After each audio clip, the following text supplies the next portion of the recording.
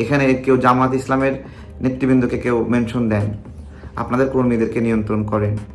সারা দেশে ব্র্যান্ডিং হয়ে গেছে ভাই, জামাত গালিগালাজ করে, জামাতের মুখ ভালো না, সারা দেশে ব্র্যান্ডিং হয়ে গেছে। এটা আপনাদের কি অবস্থা হবে আপনারা জানেন। কিছু মতবিরোধের কারণে জামাতের ভাইয়েরা, শিবিরের ভাইয়েরা আমাকে যার পর নাই হ্যারাসমেন্ট করছে, বিভিন্ন আকারে ইঙ্গিতে তাদের মত মতো না হওয়াতে আমাদেরকে ভারতের দালাল প্রমাণের চেষ্টা করছে। যেমন একটা কমেন্ট আমরা যদি একটু পড়ি তাহলে বুঝতে পারবেন। এমদাদুল ইসলাম, জামাত ইসলামের একজন নেতা বা কর্মী, লিখেছেন, রয়ের কাছে বিক্রি হওয়ার পর থেকে আপনার দেশের বিরুদ্ধে অবস্থান দেশের জনগণ ভালোভাবে দেখছে না। তো ওনার প্রোফাইলে গিয়ে দেখলাম সেখানে জামাত ইসলামের অনেক অ্যাক্টিভিটি, কার্যক্রমগুলো সেখানে আমার চোখে পড়ল। উনি সহ জামাত ইসলামের সকল নাগরিকের উদ্দেশ্যে আমি কয়েকটা প্রশ্ন করব। 28 আগস্ট আপনাদের আমির সংবাদ সম্মেলন করে বলেছিল, ভারতের সহযোগিতা চাই, ভারতের সাথে বন্ধুত্ব চাই।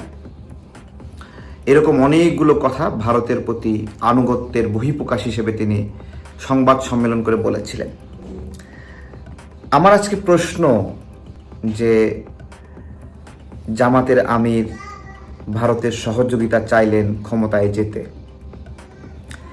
এর উত্তরে ভারত 31 আগস্ট জানালো জামাতের বন্ধুত্বের আহ্বান, সহযোগিতা চাওয়ার আহ্বানটি ভারত বিবেচনা করবে।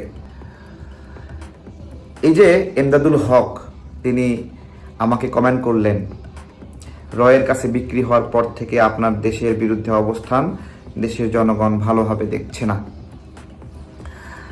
আপনারা যারা জামাতের সমর্থকরা আছেন, আমি আমার রাজনৈতিক বুদ্ধিতে কখনো ভারতের সহযোগিতা চেয়েছি, ভারতের সঙ্গে বন্ধুত্ব চেয়েছি আপনাদের মতো, আপনাদের আমিরের মতো দেখাতে পারবেন? শুধু আমি না, বাংলাদেশের কোনো রাজনৈতিক দল এরকম করেছে, স্পষ্ট করে বলেছে ভারতের সাথে বন্ধুত্ব চাই, ভারতের সাথে শত্রুতা নাই এবং ভারতের কাছে সহযোগিতা চান, ক্ষমতায় যাওয়ার জন্য আর কোনো দল এটা করেছেন? আমাকে প্রতিদিন হ্যারাসমেন্ট করছেন, ভারতের দালাল, রয়ের দালাল এসব বলছেন। আমাদের তো ক্ষমতায় যাওয়ার তামান্না নাই, এটা আপনাদের, আপনারা ক্ষমতায় যেতে চান, আপনাদের ভারতের সহযোগিতা প্রয়োজন, আপনারা ভারতের সহযোগিতা চেয়েছেন। তাহলে আপনারাই যেই পথে হাঁটছেন মানুষকে সেই পথে ব্লেম করছেন। আজকে এই কথাগুলো বলতাম না, সারাক্ষণ আপনাদের লোকেরা এসে হ্যারাসমেন্ট করেন। আমরা দেখি শুধু, রাজনীতি করতে আসছেন না, একটু তো শুনবেন, তাই না? সব কিছু আপনাদের পক্ষে যাবে, পক্ষে গেলে মাথায় তুলে রাখবেন আর বিপক্ষে গেলে মাথা থেকে নামায় আছাড় মারবেন। এইটা কেন বলেন তো? আপনাদের একটা রাজনৈতিক পরিচয় আছে, বাংলাদেশের সার্বভৌমত্বের বিরোধী শক্তি আপনারা। 1971 সালে যখন সার্বভৌম বাংলাদেশ বিনির্মাণের লড়াই হচ্ছিল, আপনারা তার বিপরীতমুখী লড়াই করেছেন যেন এই দেশটা সার্বভৌম যোগ্যতা অর্জন না করে। তাহলে আপনারা যে বারবার বলছেন 53 বছরে অনেক দল দেখেছেন, আপনারা একবার সুযোগ চান, দেখেন আপনারা এই দেশে সার্বভৌমত্ব চান নাই, কিন্তু এই দেশ শাসন করার সুযোগ চাচ্ছেন একবার। আবার ভারতের কাছে সহযোগিতা চাচ্ছেন।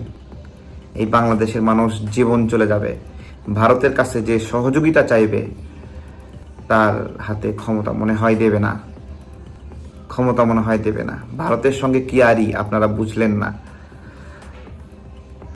রাজনৈতিক প্রতিপক্ষরা আপনাদের প্রতি দয়া করে অথবা আপনাদেরকে ভয় করে আপনারা যে ভারতের কাছ থেকে সাহায্য চেয়েছেন এইটি প্রচার করেনি, প্রকাশ করেনি।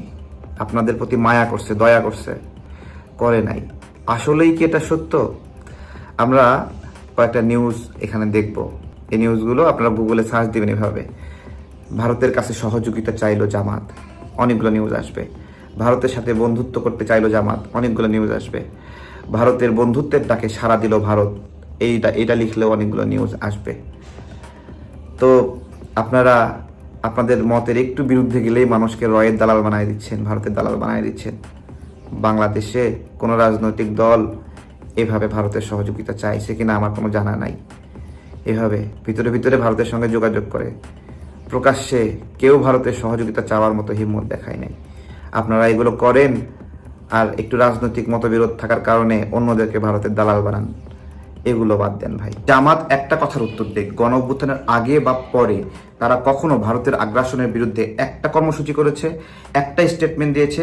সীমান্তে কত মানুষ মরে, একটা স্টেটমেন্ট দিয়েছে? নদীর উপর আগ্রাসন চলে, 54 নদীর উপরে 500 বার। জামাত একটা স্টেটমেন্ট দিয়েছে? তারা আগ্রাসনের বিরুদ্ধে কখনোই কোনো কর্মসূচি করে না, স্টেটমেন্ট দেয় না। তারা হলো ভারতের বিরুদ্ধের শক্তি আর আমরা হলাম ভারতের পক্ষের শক্তি। 1947 সালে যখন পাকিস্তান এবং ভারত ভাগ হয় নির্যাতিতত্বের ভিত্তিতে, সেই সময় জামাত তো ভারতের পক্ষে অবস্থান নিয়েছিল, তাই না? আবার পাকিস্তানের ভাগ করার সময় যখন বাংলাদেশ জন্ম নিল তখন পাকিস্তানের পক্ষে নিয়েছিল। সো এক্স্যাক্টলি জামাত মানি পাকিস্তানের পক্ষে আর ভারতের বিরুদ্ধে। এরকমই যদি হয় তাহলে ভারতের কাছে জামাত কেন সহযোগিতা চাইলো, জামাত কেন ভারতের বন্ধুত্ব চাইলো?